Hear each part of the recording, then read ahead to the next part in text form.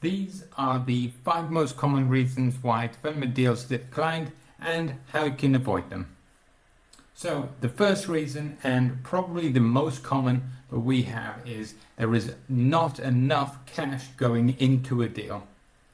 It's something that lenders talk about loan to value, etc. But what that really means is how much actual cash are you putting in the deal so that their loan to values can be as low as possible.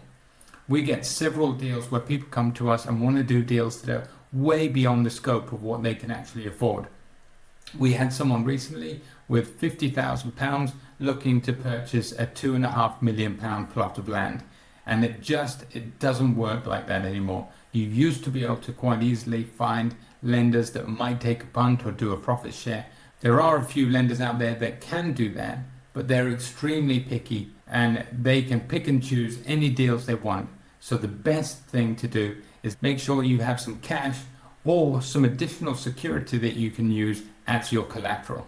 On most deals, the day one purchase price, you can get anywhere between around about 50 to 70% on a basic plot of land, depending on which lender you're going to. So that means you'll need somewhere from 30 to 50% of the actual net cash of that purchase price, which is quite a lot, and that is without any additional security.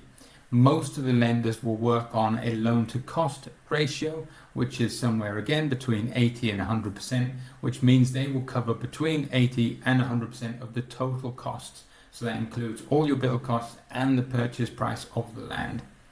And with the vast majority of them, they will be doing 80% to 90%. So you will need to put in that portion of the cash, and that's the total cost.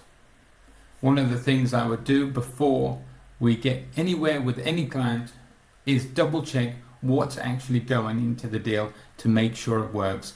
The last thing they want to do is spend any cash on evaluation, etc., and then find out that they are not meeting any of these criteria.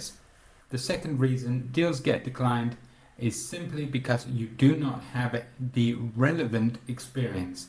It doesn't mean you have no experience, but just a relevant experience for the project you're looking at doing. So, for example, we had a client that was looking to do 25 houses, but their last project was only 2 houses. We really struggled to find a lender that would actually support all 25 houses at once, because it was such a huge leap from where they were to where they were going. We ended up finding a lender that would do it in batches of 5 properties at a time. If they could complete the first 5, then they were able to then do the remaining properties all in one go. So they had to prove that they were able to deliver on a slightly larger scale. It did take slightly longer, but the borrower was actually very happy to do it because it limited his risk on the exit. If that same borrower had previously done, say, 15 houses, it would have been a no-brainer from the start to do everything. One thing that's worth pointing out as well is that a lot of the lenders want you to actually have experience doing it yourself, not just project managing for other people. So we work with a few developers that have been project managers for large building companies and have project managed deals for hundreds of houses at once. But we've still struggled because they haven't done it without the huge machine behind them. So what makes it a lot easier is if you personally or your company have done deals directly. So it might mean 1 or 2 just starting a little bit smaller, even if you've got the cash. There are lenders that will help, but it just makes it easier. They want to see similar types of properties and sizes, and no experience with some cash is doable, but typically it will come at a slightly higher rate. And there's a huge gap between managing a project and have done everything yourself. So that's something to bear in mind. Reason 3 is a very common one as well, which is planning issues. And this can come in all sorts of shapes and sizes. It's things like just being outline planning rather than having full permission. It's pre-commencement conditions that haven't been discharged. Section 106s, SIL payments, all of those things that actually make it very difficult. And there is a big difference between planning granted and having all the preconditions discharged. Most of the lenders will want all, if not all, of the planning conditions or pre-commencement conditions to be discharged prior to drawing down the loan. Some will allow you to purchase a site, but they won't do a drawdown for the development tranches until you've got all those signed off. And all of these things come quite late in the process during the legal due diligence, so it's worth making sure you have everything in place so you don't waste cash on the legals, on the valuations, for there to be a problem that crops up that we could have avoided. So always make sure, if you're working with an architect, to get them to highlight all the pre-commencement conditions. Make sure you've done as many of them as possible, and if you haven't, highlight them to your broker, to the lender in advance, to make sure that they are happy to proceed with those still being outstanding. Then the fourth reason is quite similar, and these are actually title issues.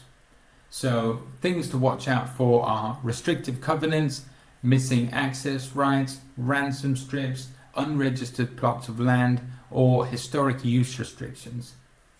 We've actually just had a deal of ours that we're working to get through at the moment, but it's been quite complicated, and it is only a small deal.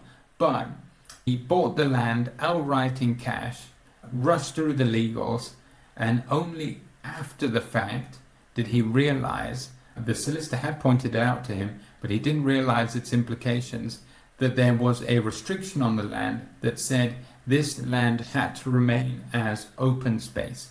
So it had a restrictive covenant on there that meant nobody could build on it, and it had to be grass basically, with a few trees. He'd gone and got planning permission and sorted all of that out, got a building warrant, this was in Scotland, and started to build, and was actually wind and watertight when he wanted to bring us on board. We only found this out after one of the lenders we were working with pulled out of the deal because of this. They tried to get insurance, but because we knew the problem was there, it was difficult to cover. We ended up getting a lender that was quite happy to not even look at the title and just take insurance from the outset, so they had plausible deniability. It is one of those things that, had the borrower looked at it, we could have sorted it out earlier, maybe gone to the correct lender, but that's the way these things go. It's a quick check to make sure everything's in place, and a £3 land registry check.